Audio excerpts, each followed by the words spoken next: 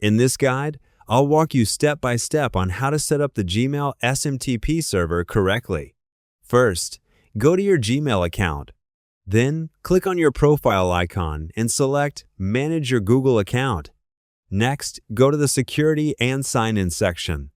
Make sure that two-step verification is turned on, otherwise this method will not work. Now, search for app passwords in the Security section. Click on App Passwords.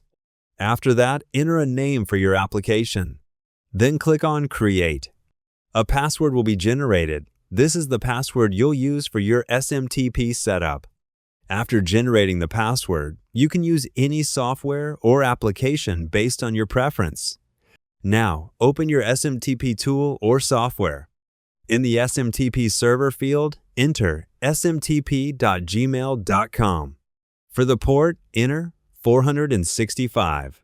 Select SSL as the security type. In the username field, enter your Gmail address. Then, enter the app password you generated earlier. For sending, use the same email address as the sender and enter a test email address as the receiver. Finally, click on Test. If everything is set up correctly, you will receive the test email. And that's it. Your Gmail SMTP server is now successfully configured.